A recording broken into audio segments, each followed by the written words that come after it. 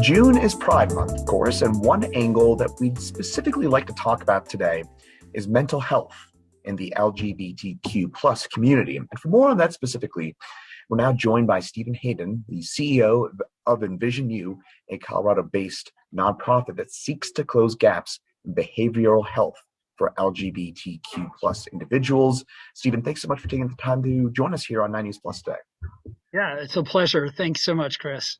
Well, we really appreciate it. And I know that this may be a topic that perhaps in the grand scheme of both Pride Month and also in terms of mental health may be slightly overlooked. Could you start off, Stephen, by giving us an overview about some of the biggest mental health needs that there may be in the LGBTQ plus community specifically? Of course. So for your viewers who celebrate Pride, happy Pride. It's definitely a month of celebration and, recalling that it's also a moment of protest and reflection. Our early Pride events, so closely associated with Stonewall, was really a protest against abusive practices by government. And so to this day, it's a celebration, but also a memorial and protest to stand up for LGBTQ rights, but specifically around mental health. Sadly, the community experiences disproportionate outcomes when it relates to mental health concerns. And that happens for a number of reasons, Chris. So we see rates of depression, anxiety, disordered eating, substance use disorders are much, much higher. And I guess if you step back and think about it, with discrimination, harassment, bullying, the proliferation of a lot of anti-LGBTQ legislation across the country, it shouldn't be really a surprise to anyone that this community is experiencing profound mental health issues. And when you couple that with the fact that it's hard to find mental health professionals who have been trained to work with the community, you see a disconnect, greater need, but less access to affirming care. So you mentioned some of those differences in terms of the need and the differences perhaps in treatment as well. What are some of the differences specifically in terms of the treatment side of things? So for example, how would somebody who is experiencing some of those concerns that you just mentioned, how would you treat them differently as opposed to other forms of mental health issues? Sure. So even thinking about an inpatient treatment experience. So if I'm a transgender individual and I identify as a woman, but my sex assigned at birth was male, there are a lot of treatment facilities that are going to require that I stay within sort of the men's group. Well, that may not feel safe to me.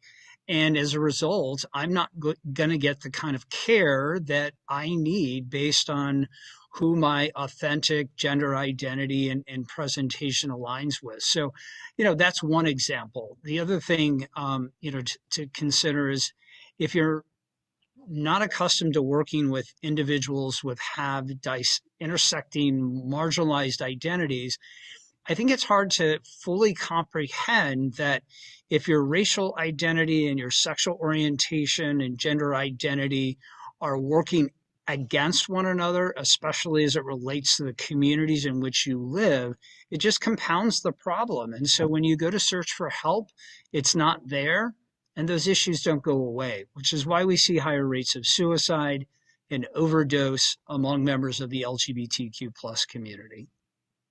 Well, it kind of leads me to something else I was going to ask about substance abuse specifically. It seems you just referred, or I should say you directly said, that overdoses unfortunately are more common in the LGBTQ community. Is substance abuse, I assume, also a bigger issue in the LGBTQ community as well? Absolutely, Chris. And there's a number of reasons for this. I mean, people use substances to cope with life's challenges. They use it as a way to distract themselves from the things that are causing them emotional dysregulation. Most of the places that people have congregated historically in the LGBTQ community have centered around bars and clubs. And that makes sense. It was a safe space to be with people who shared your identity. But the fact is, those places promote drug and alcohol use.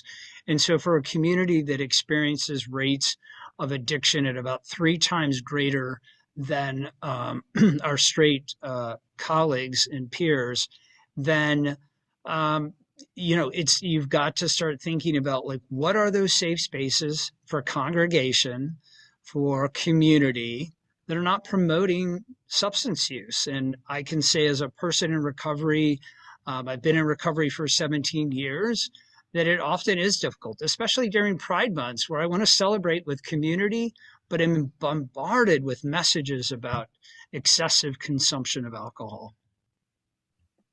Fascinating and transparently things I had not considered or thought about beforehand. So thank you for lending some thought to that. Are those mental health resources that you mentioned specifically for the LGBTQ plus community, are those resources increasing? And if so, any specific examples of that, perhaps including Envision U? Yeah, so we're fully committed. One of our priority programs is training mental health professionals on how to deliver quality care. So I'm joining you today from Washington, D.C. I just finished speaking at the National Association of Social Workers National Convention here about delivering affirming care to members of the LGBTQ community. So what I know is my colleagues in the mental health profession, in the medical field, they want to do a better job. They don't have the training. So Envision U delivers a solution there to help support folks so that they can engage in more meaningful ways. And of course, not do harm, right? We hear far too many stories of people going into treatment facilities and actually having traumatic experiences. So we're committed to supporting our medical and mental health providers to do a better job. I'm grateful to be here in Washington talking to thousands of social workers who will go back into their communities across the U.S. and share hope and inspiration and do it in a way that builds a strong therapeutic alliance. Perhaps speaking of some of those, how does Colorado, and perhaps again, I may be inferring a little bit here, but with an outwardly gay governor, how does Colorado perhaps compare with some of those resources and the visibility compared to other states across the rest of the country? Yeah, I think Colorado offers an interesting case study. I mean, as you know, Chris, we have one of the highest youth suicide rates in the country. And overall, we have a high suicide rate. And I think there's a disconnection there because we think we live in this beautiful state with ample opportunity to be outside. And yet, there's a high presence of gun ownership in Colorado. There are many counties in Colorado that don't have mental health providers.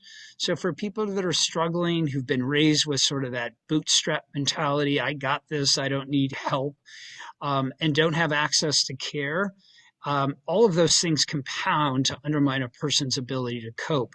Specifically, as it relates to LGBTQ folks, I'm fortunate to live in Denver, and we are lucky to have a governor who identifies as part of the community, along with a number of state legislators and high profile business and policymakers. But the reality is, many members of our community live in local and rural communities, and these are places that are still fighting culture wars, that are still looking at ways to ostracize members of our community. We have school boards in Colorado that are banning books, preventing people from talking about these issues. And so if you're a young person, you're already navigating the difficulty of adolescence, and you have your political leaders demonizing you in a way that's not supportive. I just can't imagine what that's like. And it's leading to poor outcomes. I will say, Trevor Project came out last year and indicated that 50% of young LGBTQ youth had indicated during the pandemic that they had had strong thoughts of killing themselves. And that's just breathtaking, Chris, to think that so many young people have lost hope that a better day is ahead. And so part of our work at Envision U is letting folks know that there are resources, that we have programs, that we're there for them, and that people care about you. So if you're listening, just know there's hope and help available. Absolutely, the best and frankly most important message out of everything you've just said there, Stephen. What are some of those best resources? So what's the best way to direct somebody who may be seeking that LGBTQ specific mental health care? Yeah, so on this segment, you'll find at the end of it some resources that would be listed both for Colorado and nationally. And I would draw attention to those. So those are crisis resources. The Trans Lifeline has 24-hour support. Trevor Project is a great support. Colorado Crisis Services here in Colorado provides some meaningful help. But we'll ensure that your viewers have access to those resources at the end of the segment. We will, and thank you so much, Stephen. We really appreciate a few minutes of your time and lending us some expertise and some insight about obviously a very important issue here with talking about specifically LGBTQ plus mental health issues and some of the discrepancies between that and the rest of the population.